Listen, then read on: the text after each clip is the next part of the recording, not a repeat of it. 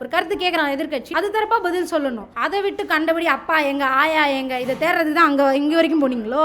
சபாநாயகர் அவர் வந்து யார் தெரியுமா, ஆக்ஷன் அப்படின்னும் போது இந்த கிளாப் போர்டு அடிப்பாங்கல்ல, அவர் கிளாப் போர்டு அடிக்கிறவர். அந்த பின்னாடி ஒரு 106 உட்கார்ந்துருக்குல்ல, டம டம டம டம டம டம எல்லாத்துக்கும் சிங்சாங் அடிக்குதுங்கல்ல, அதுங்கெல்லாம் அந்த ஃபர்ஸ்ட் ஷோக்கு வந்த கூட்டம். முன்னாடி நின்று அப்படி பண்ணார்ல, அவர் தான் ஹீரோ. ஆப்பனண்ட்ல இருந்தாங்கல்ல, அது ப்ரொடக்ஷன் கம்பெனி. உள்ள டைரக்டர் இல்லாதனால தான் இவ்வளோ கஷ்டமா இருக்கு. அதனால தான் சீமான் பெரியப்பா இடைத்தேர்தலில் ஜெயிச்சு உள்ள வந்து நம்ம ஹீரோ இருக்கார்ல, ஓவரா ஆடும் போது சார் கொஞ்சம் கம்மி பண்ணுங்கன்னு சொல்றதுக்கு எங்க சீமான் பெரியப்பா உள்ள இருக்கிறோம். அவர் டைரக்டர். ஹீரோ ஓவரா ஆடும் போது அடக்கி வைக்கிறதுக்கு டைரக்டர் தான் தேவை. அதனால இடைத்தேர்தல் முடிஞ்சு வந்ததுக்கப்புறம் இப்படி தேடினவரை நாங்கள்லாம் சேர்ந்து இப்படி தேடுற மாதிரி ஆக்கி காமிக்கிறோம். டேப்லெட்டை வந்து ஏடிஎம் கார்டுலேயே உடைக்கிற அளவுக்கு டேலண்டடான பீப்புள்ஸ்லாம் அந்த ஒரு கட்சியில். அதுவும் அமைச்சர் ஸ்போர்ட்ஸ் எடு ட்ரக்கை விடா, ஸ்போர்ட்ஸ்லேயே ட்ரக்கை எடு. இதில் என்ன சேஞ்ச் இருக்குன்னே தெரியல. ஸ்போர்ட்ஸ் நடக்கிறதுலேயே ட்ரக் எடுக்கிறாங்க, கேட்டால் மாத்திரன்றாங்க. கூட குழந்தைய கூட்டு வந்தாங்களாம். ஒரு 360 டிகிரியில் ஒரு வீடியோ பார்த்தேன். அதில் குழந்தையும் காணோம், அதில் அம்மாவையும் காணோம். சிஎம் அங்கிள் அப்பாவை தேடினீங்கல்ல, அந்த வீடியோவில் கொஞ்சம் குழந்தைய தேடுங்க, அது கொஞ்சம் தக்க நடவடிக்கை எடுங்க அங்கிள். அப்பாவை விட்டு தேடினீங்கல்ல, அந்த அம்மாவையும் அந்த குழந்தைய கொஞ்சம் தேடி கண்டுபிடிச்சி கொடுங்க அங்கிள். அங்கே குழந்தையே இல்லை, எந்த குழந்தைக்கு ஒரு மாத்திரை கொடுத்தாருனே தெரியல அங்கிள். அது வேற லைன் போடுறாப்புல. மாத்திரையை தூளாக்குனா எடுத்து வாயில வைக்கணும். எதுக்கு லைன் போட்டு 1-2 விளையாண்டுந்தார் அவரு. லைன் போட்டு ஏடிஎம் கார்டில் கையில் 500 ரூபா. எங்களுக்கு தெரியாதாங்க, எங்க அண்ணன் தலைவா படத்துலேயே ஆடி கற்று கொடுத்துருக்காரு. வாங்கண்ணா வணக்கங்கண்ணா, வாட்டர் சேர்ந்துச்சுன்னா கொட்டுது காதல் தத்துவம்னு பாடினவர். இல்லை, அவர் அந்த அமைச்சர் தன்னோட குழந்தைக்கு எந்த சிக்கல் இருந்துடக்கூடாது, மாத்திரை முழுங்கும் போது பிரச்சனை இருக்கக்கூடாது, அந்த நடவடிக்கை எடுத்ததா சொல்றாரு. கரெக்ட் ப்ரோ, நீங்கள் கேட்க கரெக்டு. அவர் ரொம்ப நல்ல தகப்பன் வேற. நான் உண்மையாலே அவருக்கு அப்பாவோட பாசம் தான் அங்கே நடந்தது, அப்பா பாசம் தான். ஏன்னா அதனால தான் குழந்தை உடம்பு சரியில்லாமல் இருந்த சீனை எடுத்து போட்டுட்டு க்ளோஸ் ஃப்ரெண்ட்ஸை மட்டும் வச்சுட்டு தக் லைஃப் மொமெண்ட்டுன்னு வச்சார். இனிமேல் உங்கள் அம்மாக்கே நம்ம வீட்டில் இருக்கவங்களுக்குலாம் உடம்பு முடியலன்னா அதை ஒரு வீடியோவாக எடுத்து இன்ஸ்டாகிராமில் போட்டு தக் லைஃப் மொமெண்ட்டுன்னு போடுங்க. அப்போ தான் நீங்கள் ஃபீல் பண்ணுறீங்கன்றது அர்த்தம். குழந்தைக்கு உடம்பு சரியில்லாத அப்பா ஸ்டேடியம்க்கு ஏன் வந்தார்னு கேட்டால் பதில் இல்லை.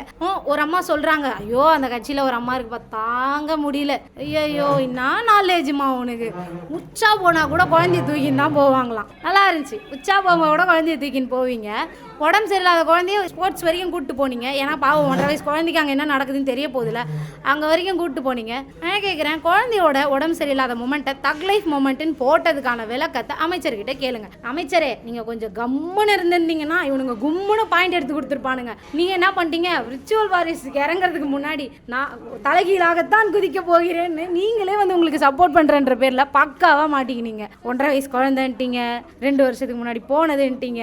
அதுலேருந்து பாயிண்ட் எடுக்க ஆரம்பிச்சிட்டாங்க. மருத்துவர்களே இறங்கிட்டாங்க உங்களை அடிக்கிறதுக்கு. 1.5 வயசு குழந்தைக்கெலாம் நாங்கள் டேப்லெட் தர மாட்டோம், டானிக் தான் தருவோன்னு இறங்கிட்டாங்க. எதனா பெட்டராக யோசிங்க, அந்த வாரியர்ஸ் கிட்ட கேளுங்க, இதுக்கு எதனா முட்டு கொடுக்க முடியுமான்னு. உங்களுக்கு பெண்களை இழிவாக பேசியே பழகின கூட்டம் நீங்கள். அவங்க அண்ணனே பார்த்தீங்கன்னா நிறைய படத்தில் பெண்ணுங்களை வந்து இல்தக்க செய்யா அப்படின்னு பெண்ணுங்கிட்ட எப்படி மதிப்போடு நடந்துக்கணும்னு தெரியாமல் இல்தக்க செய்யான்னு சொன்னவரோட கூட்டம் இப்படி தான் இருக்கும். சத்தியமாக மனசு ரொம்ப வலிக்குது. இவ்வளோ பெண் பிள்ளைகளுக்கு இவ்வளோ நடக்கும்போது என் பெரியப்பா இருந்திருந்தா இன்னத்துக்கு எத்தனை தோட்டா பாஞ்சிருக்கும்னே தெரியாது. எங்கே எது நடந்தாலும் அது நம்ம பசங்களாக தான் இருக்கணும்னு அவர் கேட்டுக்கிட்டாரு. அதுக்கு இணங்க அவங்க இருக்காங்க. அது அவங்க அண்ணன் வரவே இருக்கணும். 15 வருஷமாக அரசியல் கருத்து இருக்க ஒருத்தர் உள்ளே போக முடியல, இவன் என்னடா மென்டல் மாதிரி பேசிட்டு உள்ளே போயிட்டான் அப்படின்ற பிரெயின் அவங்களுக்கு வந்துருச்சு. ஸோ இந்த 1.5 கோடி இருக்குல்ல, இதுங்களுக்கு தான் பிரெயின் இல்லைன்றதை நிரூபிச்சிட்டாங்க. அவதூறு பேசினே இரு, நீ எங்களை கதறுன்றீங்களே, நீங்கள் அவதூறுலேயே வாழ்ந்துக்கிட்டு இருக்கீங்க. நான் கேட்குறேன், அவங்க என்ன எங்களை மட்டும் அவதூறாக பேசினாங்க? ஒரு கேஸ் ஒன்று வந்தப்போ அவங்கள பற்றி அவங்க எவ்வளோ தப்பாக பேசினாங்க. அதுக்கு முன்னாடி ஏதோ ஒரு கல்யாணத்தில் பார்த்துருக்கேன், அந்த 2 நபர், அந்த கேஸ் நடந்த 2 நபரை அப்படி ப்ரொடெக்ட் பண்ணி அவர் கூப்பிட்டு போவார். அதில் கீழே ஃபயர் விட்டவனுங்க தான் இவனுங்க.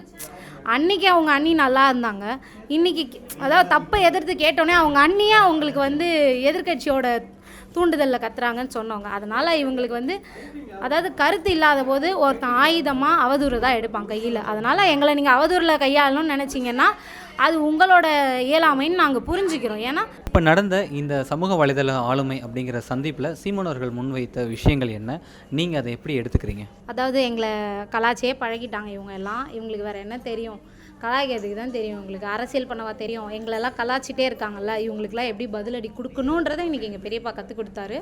அதை வச்சு உங்களை எப்படி நாங்கள் களம் காணணும் அப்படின்றத நாங்கள் கற்றுக்கிட்டோம். இன்னும் எங்களோட செயல்பாடுகளெல்லாம் நீங்கள் பார்க்கும் போது டர் ரஹேனா அப்படின்றது உங்களுக்கு திரும்ப ஞாபகத்துக்கு வரும்னு நான் நினைக்கிறேன். தொடர்ந்து சமூக வலைதளங்களில் அரசியல் பேசக்கூடிய, முக்கியமாக தமிழ் தேசியம் பேசக்கூடிய பெண் பிள்ளைகளை வந்து அவதூறு கருத்துக்களாகவும் தனிப்பட்ட ரீதியாக நிறைய தாக்குதல் நடத்துகிறாங்க. சில கட்சிகள் நம்ம பேர் கூடி குறிப்பிட்டு சொல்லலாம்.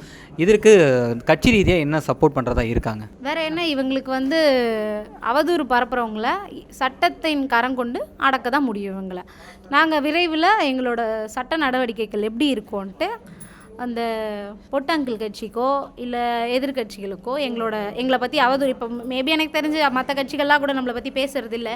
ஏன்னா அவங்களுக்கே புரிஞ்சிச்சு 15 வருஷமாக அரசியல் கருத்து இருக்க ஒருத்தர் உள்ளே போக முடியல, இவன் என்னடா மென்டல் மாதிரி பேசிட்டு உள்ளே போயிட்டான் அப்படின்ற பிரெயின் அவங்களுக்கு வந்துருச்சு. ஸோ இந்த 1.5 கோடி இருக்குல்ல, இதுங்களுக்கு தான் பிரெயின் இல்லைன்றதை நிரூபிச்சிட்டாங்க. ஸோ இந்த 1.5 கோடி எப்படி எதிர்கொள்ளணும்னு எங்கள் பெரியப்பா இன்னைக்கு சொல்லி கொடுத்தாரு. அவதூறு பேசினே இரு, நீ எங்களை கதறுன்றீங்களே, நீங்கள் அவதூறுலேயே வாழ்ந்துக்கிட்டு இருக்கீங்க. நான் கேட்குறேன், அவங்க என்ன எங்களை மட்டும் அவதூறாக பேசுனாங்க? ஒரு கேஸ் ஒன்று வந்தப்போ அவங்கள பற்றி அவங்க எவ்வளோ தப்பாக பேசுனாங்க. அதுக்கு முன்னாடி ஏதோ ஒரு கல்யாணத்தில் பார்த்துருக்கேன், அந்த 2 நபர், அந்த கேஸ் நடந்த 2 நபரை அப்படி ப்ரொடெக்ட் பண்ணி அவர் கூப்பிட்டு போவார். அதில் கீழே ஃபயர் விட்டவனுங்க தான் இவனுங்க. அன்றைக்கி அவங்க அண்ணி நல்லா இருந்தாங்க, இன்றைக்கி அதாவது தப்பை எதிர்த்து கேட்டோன்னே அவங்க அண்ணியாக அவங்களுக்கு வந்து எதிர்கட்சியோட தூண்டுதலில் கத்துறாங்கன்னு சொன்னவங்க. அதனால் இவங்களுக்கு வந்து அதாவது கருத்து இல்லாத போது ஒருத்தன் ஆயுதமாக அவதூறு தான் எடுப்பாங்க கையில். அதனால் எங்களை நீங்கள் அவதூறில் கையாளணும்னு நினச்சிங்கன்னா அது உங்களோட இயலாமைன்னு நாங்கள் புரிஞ்சுக்கிறோம். ஏன்னா உங்களுக்கு பெண்களை இழிவாக பேசியே பழகின கூட்டம் நீங்கள். அவங்க அண்ணனே பார்த்தீங்கன்னா நிறைய படத்தில் பெண்ணுங்களை வந்து இல்தக்க செய்யா அப்படின்னு பெண்ணுங்கிட்ட எப்படி மதிப்போடு நடந்துக்கணும்னு தெரியாமல் இல்தக்க செய்யான்னு சொன்னவரோட கூட்டம் இப்படி தான் இருக்கும். தொடர்ந்து இந்த புது அரசு அமைந்ததுக்கப்புறம் தொடர்ந்து பாலியல் குற்றங்கள் ரொம்ப அதிகமாக நடக்கிறத பார்க்க முடியுது. குற்றவாளிகள் ரொம்ப அதிகமாக இருக்க. இதையும் தாண்டி ஆளும் அரசு தரப்புள்ள நிர்வாகிகள் வந்து இதில் அதிகமாக கைது நடவடிக்கை மேற்கொள்ளப்படுது. இதை நீங்கள் ஒரு பெண்ணாக எப்படி பார்க்குறீங்க?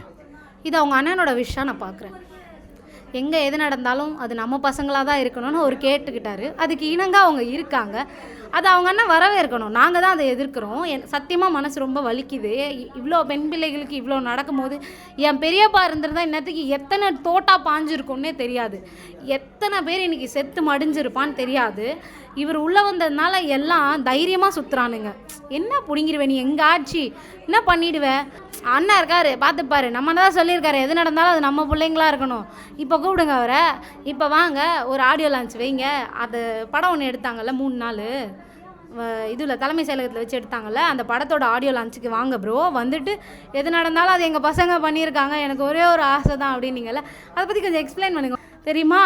அந்த முதல்ல நீங்கள், இந்த முதல்ல கிடையாது. நீங்கள் உங்களை போன்று தமிழ் தேசியத்தை ஏற்றுக்கொண்டு இல்லை பொது தளத்தில் அரசியல் பேசக்கூடிய விரும்பக்கூடிய பெண்களுக்கு நீங்கள் என்ன சொல்ல விரும்புகிறீங்க? தைரியமாக பேசுங்க. இப்போ நான் என்ன கேட்குறேன், நம்ம ரோட்டில் போகிறோம், இந்த பொண்ணு லூஸ்ன்னு எல்லாம் கத்துறதால நீங்கள் லூஸ் ஆகிடுவீங்களா? இல்லை உங்களை லூசுன்னு கத்துறதால அவனுங்க லூஸ் ஆகிட போகிறாங்க? யாருன்னா என்னென்னா பேசிட்டு போட்டோம், நம்மளோட கருத்தை நம்ம பதிவிடுவோம். நானே பார்த்துருக்கேன் 2-3 என்னோடய ஃப்ரெண்ட்ஸ் கிட்டே கேட்கும்போது, இல்லடி அசிங்கமாக பேசுகிறாங்க தெரியுதா, சுதந்திரத்தை நீங்கள் எப்படி யூஸ் பண்ணுறீங்க தெரியுதா, எவ்வளோ பேர் போராடி வாங்கி கொடுத்த சுதந்திரத்தை நம்ம அண்ணன் ஈஸியாக முடிச்சு விட்டாப்புல. எல்லாரையும் கைது செய்கிறது, எல்லாரையும் அசிங்கமாக பேசுறது, அப்புறம் எதுக்கு சுதந்திரம் நம்மளுக்கு கிடச்சிச்சின்னே தெரியலை. உங்களை பற்றி தப்பாக பேசினா ஒன்றுமே பேசாதீங்க. அவங்க அம்மா இந்த ஸ்கூல்லலாம் ஒரு விளையாட்டு இருக்கும், நம்மளை எதனா திட்டா எச்சை தொட்டு ப்ளஸ் போட்டு விளையாடுவோம்ல, அதெல்லாம் உனக்கேடா அப்படின்ட்டு.